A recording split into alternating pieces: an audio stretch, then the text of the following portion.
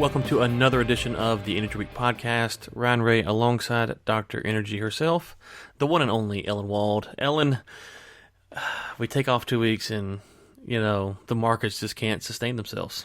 Yeah, clearly we are what's holding up the market. Well, we are back, but only for a limited time. Not that the show's going away, but let's kind of run down with the listeners what's going on. We are back this week, next week, and the week of the 17th. Then we will be off for holiday, for Christmas and New Year and Hanukkah and all that good stuff, or whatever holidays go on during that time period. And there's always some you forget off, but Christmas and New Year's for sure, which is the 24th and 31st. So those 2 weeks we will be off, and we come back January the 7th. So, of course, by that time oil could hit $5 a barrel. Yeah. I'm just saying, when we go away, it seems like the markets can't sustain themselves. And you have, people in OPEC, wanting to leave. And so Qatar, however you want to say them, news come out earlier today that they're going to quit OPEC after 57 years. However, they deny the decision is related to a Saudi-led boycott. Ellen, it sounds fishy. What do you say? Yeah, it does sound fishy. And so it's kind of interesting. I did a segment a little bit earlier talking a little bit about the history of OPEC. And so Qatar was not an original member. The founding members of OPEC, when they got together in 1960 to start it, were Saudi Arabia, Venezuela, Kuwait, Iran, and Iraq. But I believe, and I'd have to check on this, but I believe Qatar was there as like a observer of the events of the founding of it, and then Qatar joined the next year in 1961. So clearly it was just kind of waiting to see if this was actually going to be something I want to be involved in. And then since then, it's always been a member of OPEC. I remember the first OPEC meeting I think I went to. The oil minister of Qatar was the chair of the meeting, or the president of the meeting. They rotate it, so every year a different OPEC member has the presidency. So I remember him giving the press conference, which is really what they do. They give the press conference and answer questions. But it's interesting because Qatar is not a really big oil producer. They produce about 600,000 barrels per day. That's according to the official OPEC stats. According to Platts, it's more like 620,000 barrels per day. But they're a much bigger liquefied natural gas producer, and they make a lot of money from that. So they say it has nothing to do with Saudi Arabia, but my sense is that, if you think about it, look, Qatar is sitting there. The Saudis are still engaged in this economic boycott and have proposed some fairly ludicrous ideas, like building a moat to separate Saudi Arabia from Qatar and filling it with nuclear waste.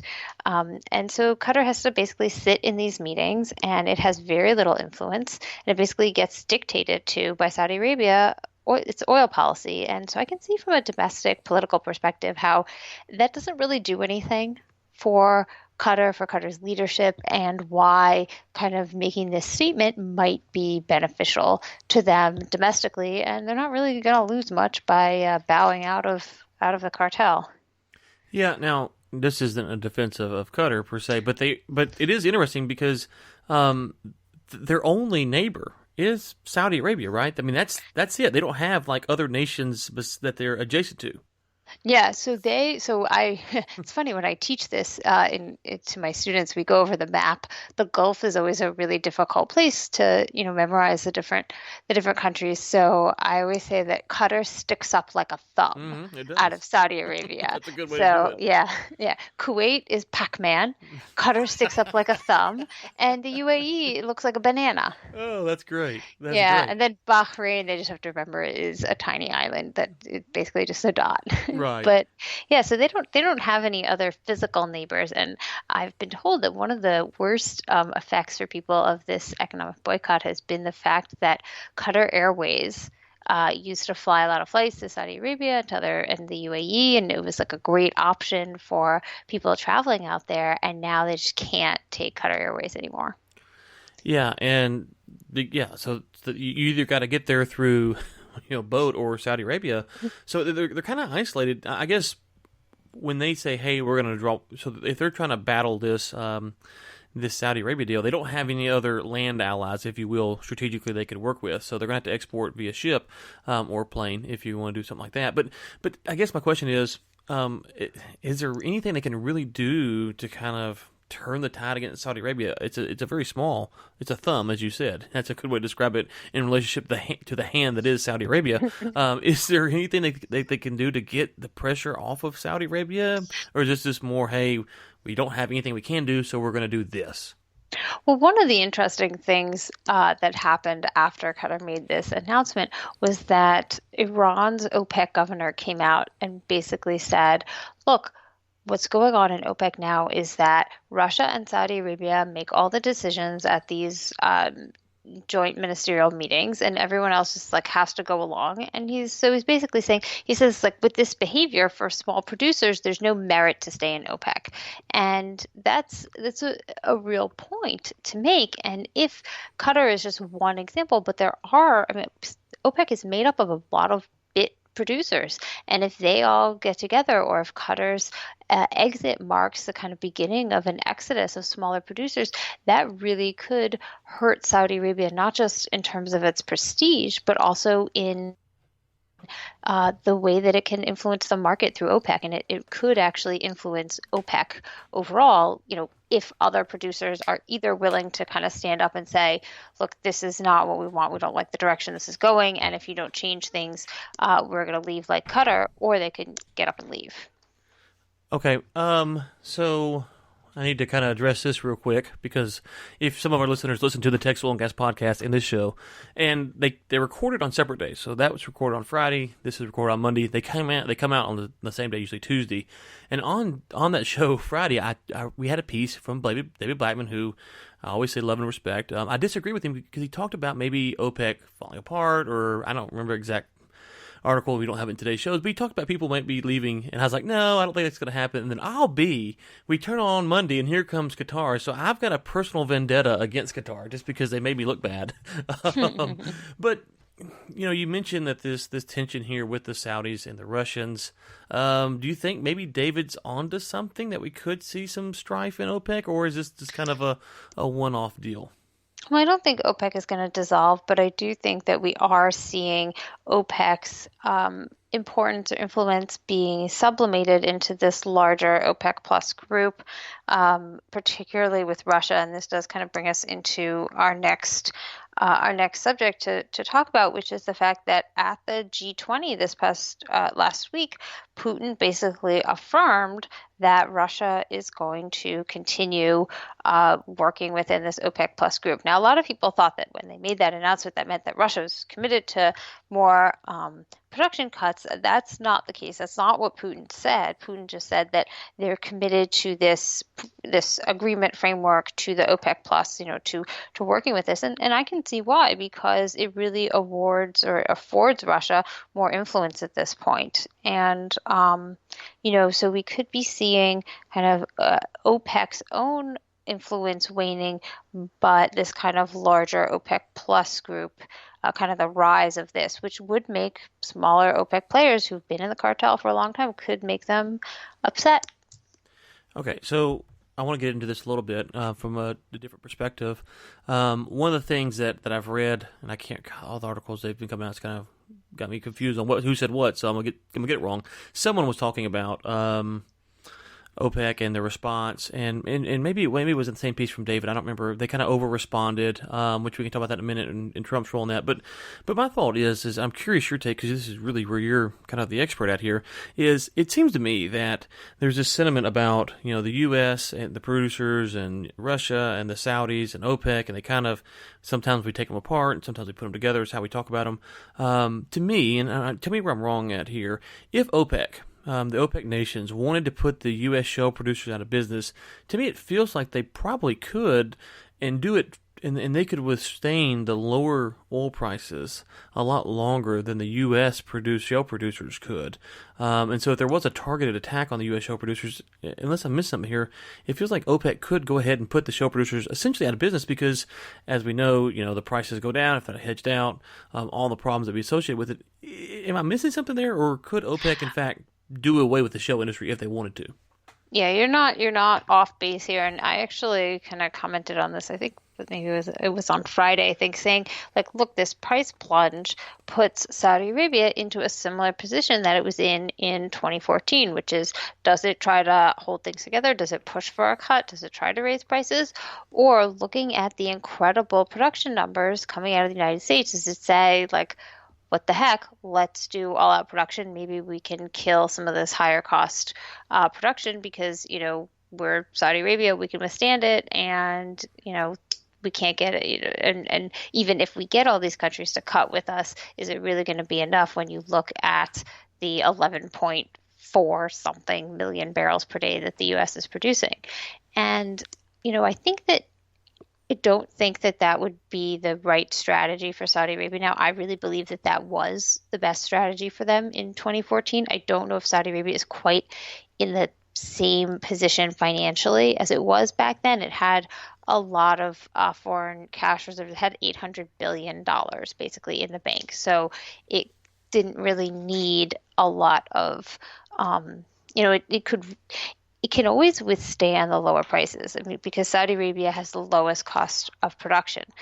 But considering what they're doing now and how much cash reserves they have, it may not be in their best interest. Also considering that Aramco, I think if it's going to be acquiring SABIC, it seems like it really wants to do the acquisition on its own, and so it's going to need to raise a lot more money. So I'm not sure they're quite in the same position to really kind of take on the shale producers. Plus, shale producers have proven incredibly resilient. It's not just about this so-called innovation. It's also a lot of other factors, including the willingness of U.S. banks and lenders to continue to fund them and investors to just continue to fund these companies. So I'm not sure it would actually work in this situation. However, it could be a very powerful bargaining tool, particularly for Al Fali, who can say, look, we've got to all get together and cut, because if we don't, Saudi Arabia is just going to keep on producing at 11.3 million barrels per day, and you know what's going to happen. Yeah. And you might be the first to go. Right. And it's so interesting because so I agree with what you're saying. I guess the only pushback I would say is that the shale producers are also in a different situation than they were in a few years ago, and that maybe the banks wouldn't be so quick to lend after they've suffered their losses within such a short time period. I mean, you had the natural gas bubble that kind of burst a long time ago, but 2014 is just is still in the rearview mirror on some level. So I don't know how quickly the Wall Street would bail, especially if you remember, was it early this year or late last year? It was like, hey, we expect returns, we expect dividends and things like this, less capex, stuff like that. So it's a different environment all the way around. I think it's the safe thing to say from both sides. But I'm not sure if you look at like I forget the rattlesnake company. I can't remember their name. Diamondback. Some of their acreage that they bought. I don't know their hedging positions and things like that. But I would wonder how they would fare in a short term. I say short term, 6 month low price environment, because they bought some acreage that is really, really premium price. So it's a different environment. It's a different environment to say the least, and it's interesting to see how it shapes out. But I guess for me, there's this sentiment where you go, hey. If OPEC really wanted just to put the screws to the U.S. shale producers, I feel like they would just go for it. And maybe I'm wrong. I don't know. We'll see. The final thing is on this. We're talking about cuts. I think what was 1 million is what the Saudis have agreed to, and there seems to be kind of a question mark about what the market will do, where the market's at. One thing we can say is that you were right a few months ago that there was. Some excess in the price, that it was a little bit inflated. Obviously, maybe more than even you were thinking, but you were definitely right there on the price being inflated. The discussion now is, will it rebound? And one thing I've seen, Ellen, is a common sentiment is that there's kind of a debate over the first quarter of 2019, but there still seems to be a strong sentiment that long term that prices are just going to have to come back up because of this global economy, things like that. So short term, we take a hit, but it still seems like everyone agrees long term the price is going to rebound. Yeah, and I think it depends on what you define as long term. Like if you're defining long term as like 2020, 2021, then yeah, definitely. I do think prices will come back up. I think that the lack of large cap investment is definitely going to rear its head at some point.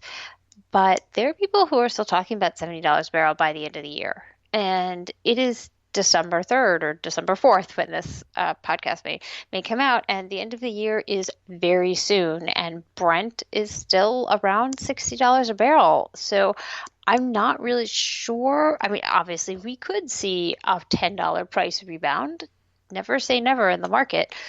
But I'm just not sure that a $70 barrel, price point for the end of the year is really all that realistic. On the other hand, I think part of the rebound we saw in WTI today was because of the Alberta announcement. And I know we're going to talk about that in a little bit, so I'll save my comments on that. But it was interesting to see that apparently that really pushed the price of Canadian oil up, and so it's possible if OPEC plays its cards right and they make the announcement the right way and they message it correctly, which I'm not holding my breath on because they've had some really abysmal messaging before, that they could get a good price jump out of this. On the other hand, that of course brings in the Trump factor, and Trump is undoubtedly going to say something about OPEC and oil prices as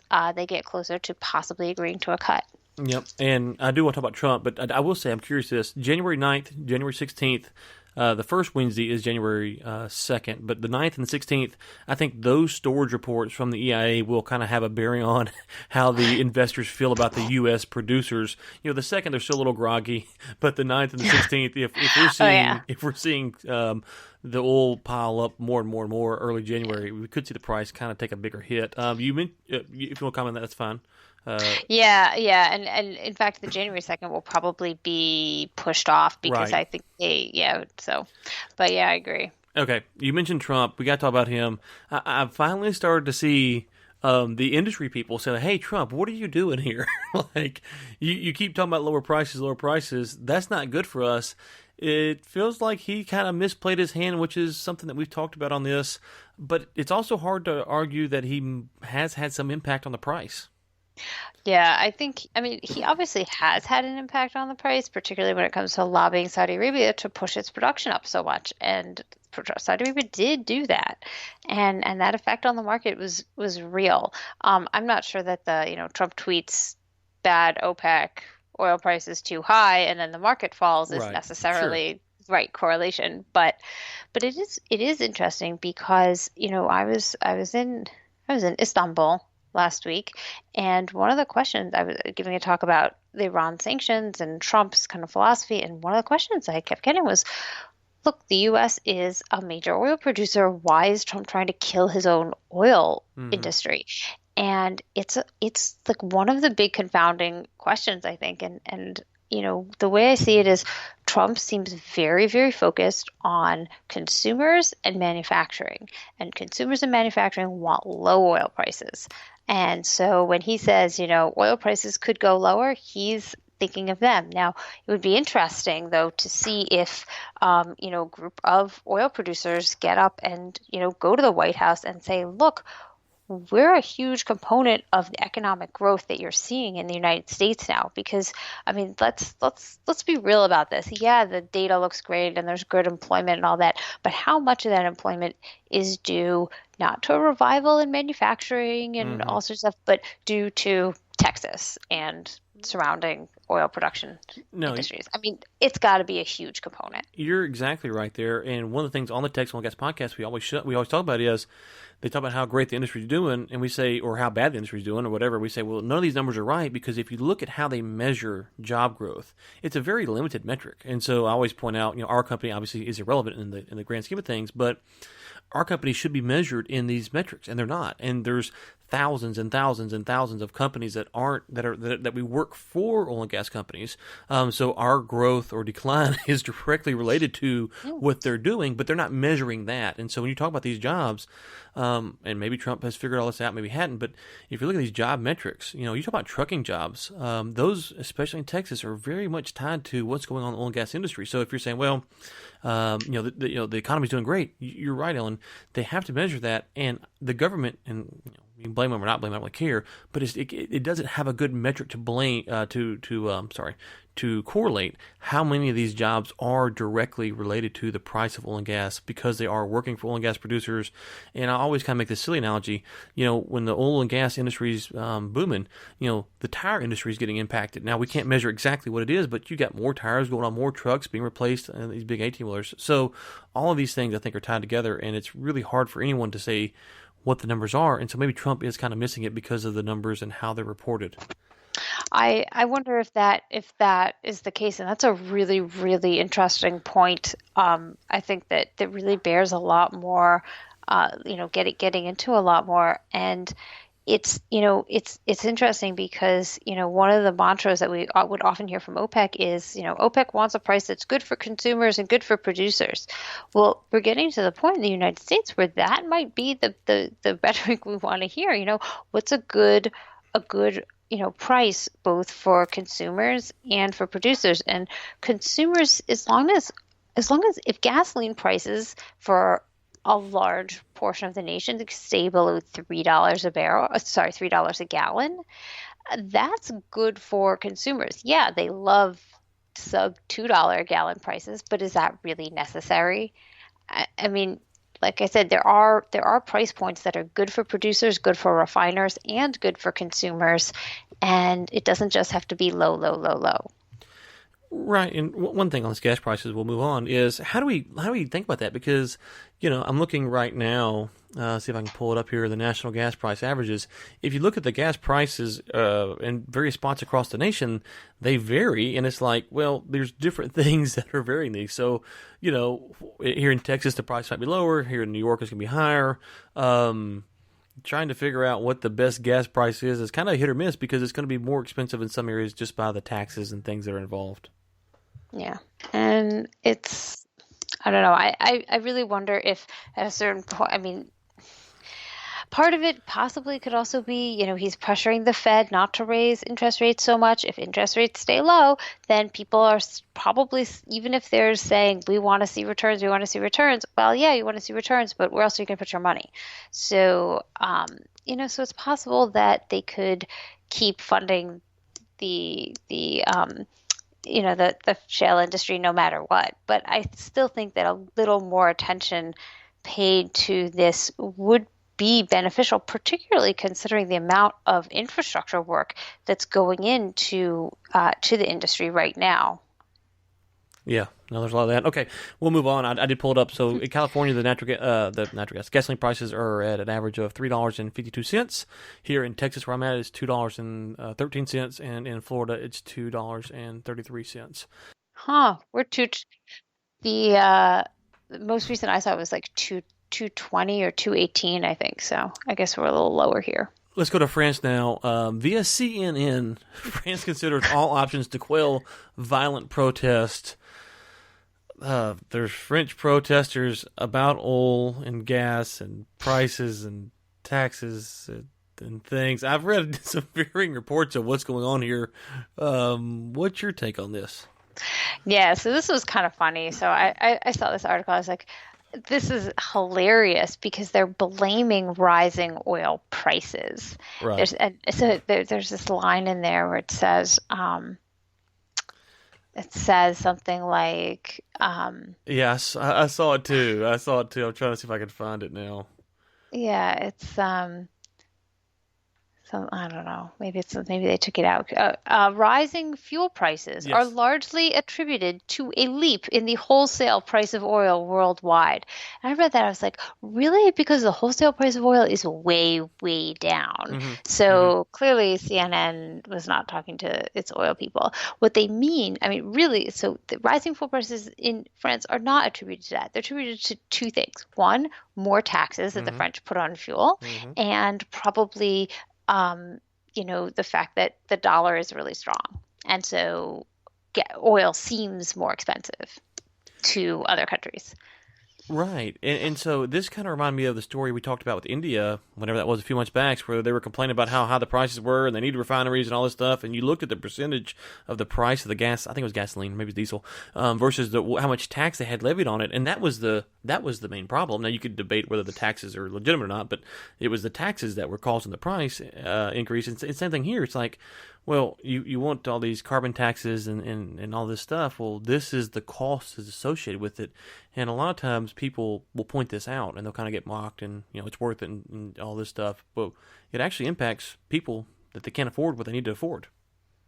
Exactly. And it's great because like they think they can blame it on the price of oil, but because no one is actually going to go and check and be like, is that really the case?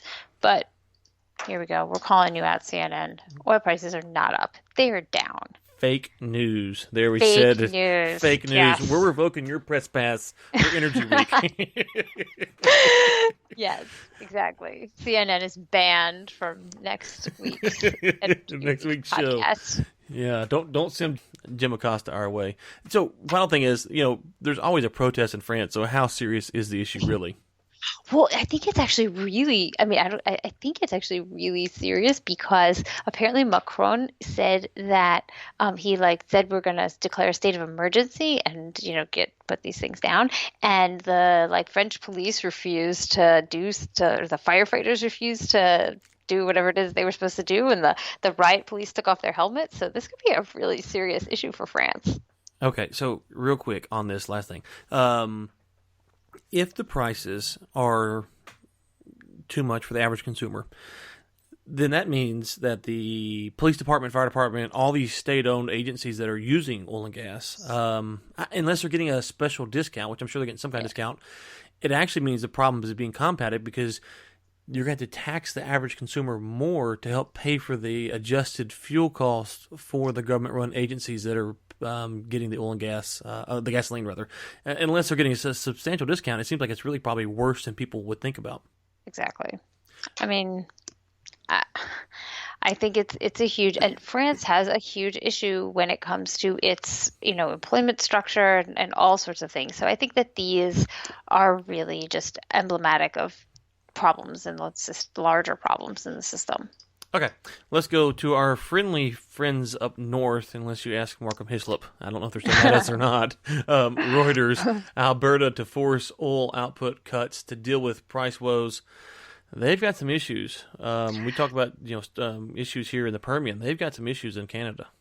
Oh, yeah. I mean, these are huge. I think this is really interesting what they are doing there. So apparently Alberta has this law that says that they can do this where they have premiers, Rachel Notley said that they are going to mandate temporary oil production cuts in order to deal with infrastructure bottlenecks that they have that have basically glutted their crude oil storage and is one of the reasons why Canadian oil has been trading at so much of a discount compared to even WTI. Right now it says here that the discount on Western Canadian Select was a record $52.50 below WTI. So can you imagine that? So say if WTI was selling for $67, Canadian producers are earning $14 a barrel. I mean, that's insane. And you can see why she considers this an emergency to the point where they're going to basically prorate or institute prorationing, similar to what the Texas Railroad Commission would do, except apparently she actually has the authority to really it's not a voluntary thing. Like the Texas Railroad Commission was really more of a voluntary thing Right. back in the 20s and 30s, but apparently she's really got the authority to do this. It's going to start in January, and I think it has actually helped. They need to get a pipeline built, but I think it has actually helped raise the price of Canadian oil. And Canadian oil is really a significant component. I mean, we all say the U.S. produces so much great oil. Well, we need that Canadian oil, especially to mix with our light oil. When we talk about energy security, I really think we should be talking about North American energy security, because if you combine the U.S., Canada, and Mexico together, you really have an energy powerhouse. Yeah, and one of the things that stood out to me was that they have twice the level of oil storage right now in Alberta, 35 million barrels, is twice the normal level. That's a lot of oil they've accumulated. But the concern I have is we talked about that pipeline that they were having trouble building, and they bought it from Kinder Morgan or whatever the story was a while back. Yeah. The problem that my concern is that you're going to issue these rail cars, these trucks, and as we know, those are not the best way to transport oil. And so if you're worried about, from an environmental standpoint, which was a lot of the problems that they had getting the pipeline issued, a truck tumps over or there's a derailing of a train, it could actually make the problem worse in the long run, because people go, oh my gosh, here we are contaminating the environment because they didn't have the best practice in place already. So in an area that's hard to get pipelines, I'm hoping that this doesn't make it harder because they had to use the less safe way, if that makes sense. Yeah, I completely agree. I hope it doesn't make it harder, and I hope there are no problems with it. But we all know you really don't want to transport oil by rail car if you can avoid it. Yeah, no, that's like, hey, we just drilled some wells, we got to get it out of here. The pipelines are being built. This is a problem that's hopefully will get resolved. Now, they said that I think late 2019 they expect to have this somewhat underhand, so hopefully they can get that done. Okay, last article of the day. Let's turn to Platts. Oman seeks consensus forming on OPEC crude output cut from the minister. We talked about OPEC a lot, but we hadn't talked about the mighty producer that is Oman. What's going on? So I just think Oman is kind of an interesting addition to this oil market. Like, they seem to kind of want to play this little like peacemaker role, which is nice, I think. And it's interesting because Oman is, very close to Saudi Arabia. It's very close to the UAE, but it was never a part of OPEC, and its oil industry is it's much newer, but it really has kind of taken a role in it's joined the OPEC Plus production cuts, and it's taken a big role in kind of the communications aspect. So Russia obviously they don't say all that much, and when they do, it's often just a mumbo jumbo. Honestly, you listen to them. There was some statement that was so convoluted. You looked at it and you're like, what in the world were they trying to say there? And Oman has really taken a role in this OPEC communication, and it's very interesting because they seem to be very honest. So when you get information out of them, like he says, the Omani oil minister says, even us with short memories can remember the benefits of cutting. Why don't we do what we did before? We know the formula. It's cut and paste. We sign the documents. He's basically saying, let's go back to our old cuts. Let's just do it. Let's 1, 2, 3. Let's get it done. And it's interesting that Oman is really emerging as this very practical kind of voice of reason within the group that is OPEC Plus. I love that they call themselves the champions of cutting. That's just that's just a great. I mean, until there's a mass shortage, I guess you want to be the champions of cutting, but. I just got a chuckle at that quote. Like you said, they kind of have some interesting things to say. But when we look at it over the next few months, when you look at like Oman, how much of these type of messages, we talked about Qatar a minute ago, you got Yemen, you got Saudi Arabia, you got the conflict there, and we talked about this a little bit before. Oman, are they really kind of one of these countries that's saying what they really feel, or is there, obviously there's politics always involved, but how much of this is to kind of maybe get at some of their neighbors or work with some of their neighbors to better trade relations? Well, it seems to me like Oman is just really being a team player here, Okay. and that it sees a benefit to itself in being a team player. It's really looking to, Oman has really become very moderate. If you look at it received the Israeli prime minister which was kind of caused a stir, but it really seems to just want to have better trade relations, do more trade, to improve its economy, and that's really where its focus is. And it's willing to, it wants to do business with Israel, wants to, have oil prices a bit higher. It just wants to get things done. And it seems to me that they're just so focused on improving the Omani economy that, not that politics isn't an issue, but that they're willing to, in a sense, that is their politics. Okay. All right. Well, I forgot to mention at the beginning of the show, I got to meet up with one of our listeners when I was in Denver, Lee Denke, and so I had a great time sitting down and visiting with her up in Denver. Met with some other folks as well. That one listener who I don't think likes his name shared, but anyways, and Lee, I need to tell you this publicly. Ellen commented on how smart you are. How smart you are. That's the you is the emphasis there. Not we, not us collectively, but how smart you are. So. Yeah, I hope you enjoy that. Well, thank you very much. I appreciate the comment. I appreciate the compliment. The problem was I couldn't argue. I was like, yeah, she's really smart. So there we go. Okay, so where will you be, Dr. Smart Energy? Yeah, so Dr. Energy is on Forbes writing about Qatar and Qatar's exodus from OPEC. I will include that link in the show notes. Then, let's see, I'm on Bloomberg Radio as well, and then I am off to Vienna for the OPEC meeting. So if you want to catch up on all the latest updates, you should follow me on Twitter, where I am always and forever at Energized Economy. That's ENERGZD Economy, and follow me for all the latest updates.